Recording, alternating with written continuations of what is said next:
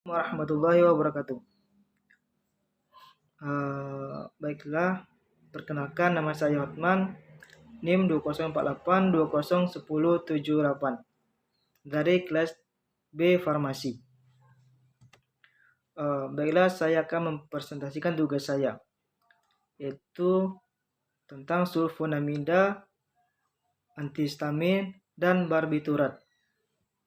Materi yang pertama yaitu sulfonamida. Sulfonamida atau sering disebut juga obat sulfa merupakan golongan obat-obatan yang memiliki gugus fungsi sulfonamida. Golongan obat ini ada yang memiliki sifat antimikroba dan ada juga yang tidak. Obat sulfa yang tidak memiliki aktivitas antibakteri, misalnya sultiam yang digunakan sebagai antikonvulsan, juga sulfonilurea dan diuretik tiazid. Ini merupakan gugus fungsi sulfonamida.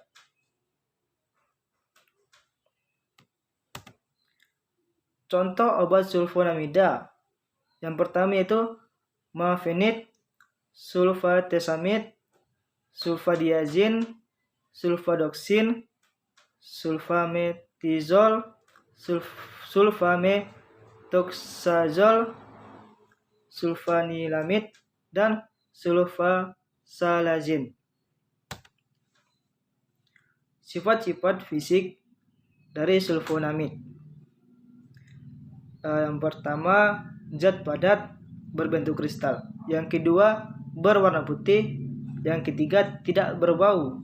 Yang keempat, tidak higroskopis. Yang kelima, dari kelarutannya dapat dilihat yang pertama itu larut dalam air panas, aseton, alkohol, alkali hidroksida.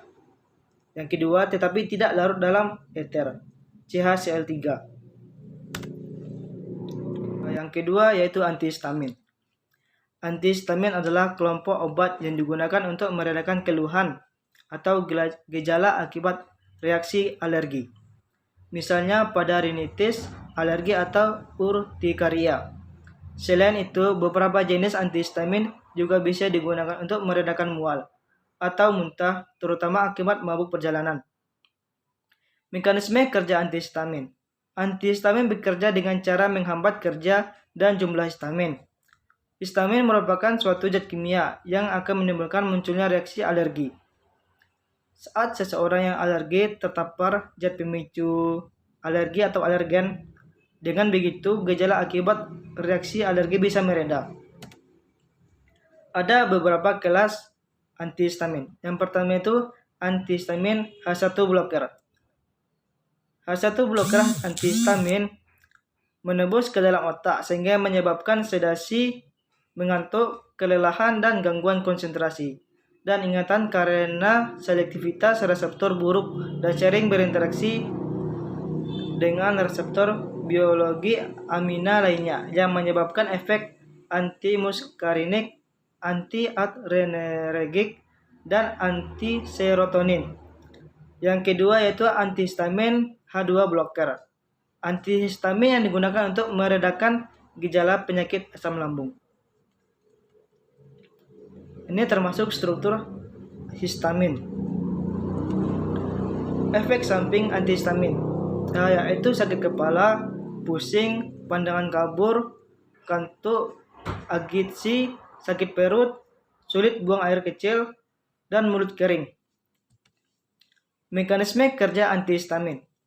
Antihistamin H1 blocker bekerja dengan mengikat pada reseptor histamin H1 dalam sel mas, otot polos, dan endotelium di dalam tubuh serta di inti tubal romamilar di otak. Mekanisme kerja antihistamin H2 blocker yaitu bekerja dengan mencegah histamin dari sel mirip enterokromafin atau ECL dengan histamin yang bekerja pada sel partikel dekatnya. Dengan menghambat histamin, produksi asam lambung berkurang. Golongan antihistamin berdasarkan strukturnya. Yang pertama yaitu amino akil eter, yang kedua etilen diamin, yang ketiga piperazin, yang keempat propilamin, yang kelima phenothiazine. Sifat fisik antihistamin. Pertama itu bersifat basa, yang kedua tidak larut dalam air, yang ketiga dalam bentuk basa, larut dalam kloroform dan pelarut organik, yang keempat rasanya pahit, yang kelima larut dalam HCl menjadi bentuk garam, yang larut dalam air dan etanol. Materi yang ketiga yaitu barbiturat. Barbiturat adalah kelompok obat yang digunakan dalam pengobatan kejang, insomnia berat, atau sebagai obat untuk menginduksi atau memulai proses untuk menginduksi melalui proses pembiusan atau disebut dengan anestesi. Ini termasuk struktur barbiturat. Sifat-sifat umum barbiturat. Yang pertama, barbital mempunyai asam berbasa 1 yang sangat lemah. Asam barbiturat dapat dalam bentuk keto dan bentuk enol. Bentuk enol ini yang menyebabkan bereaksi asam dan dapat diionisasi. Oleh karena itu, barbital larut dalam alkali.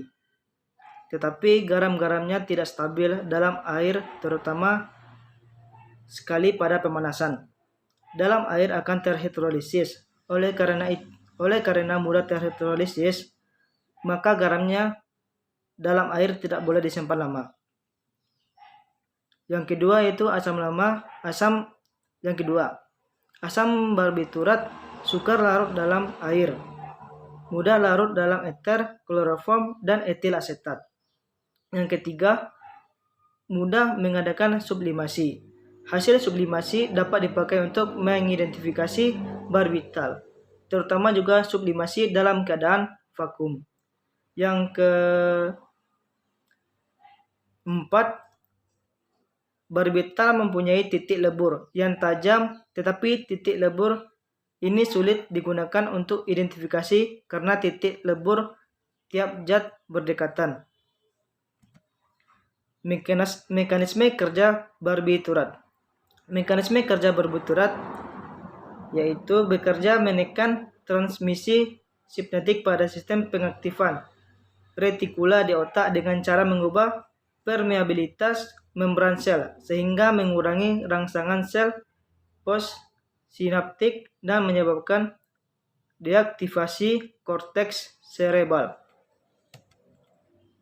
Adapun barbital banyak digunakan untuk sebagai obat tidur, sebagai sedatif, sebagai obat antikonvulsi, dan sebagai obat anestetika. Efek samping barbiturat: hangover dengan mengantuk, pusing, ataksia, depresi pernapasan, reaksi hipersensitivitas, nyeri kepala, terutama pada lansia, eksitasi paradoksikal, dan bingung kadang-kadang terjadi mendahului tidurnya. Sekian, terima kasih hasil presentasi saya. Assalamualaikum warahmatullahi wabarakatuh.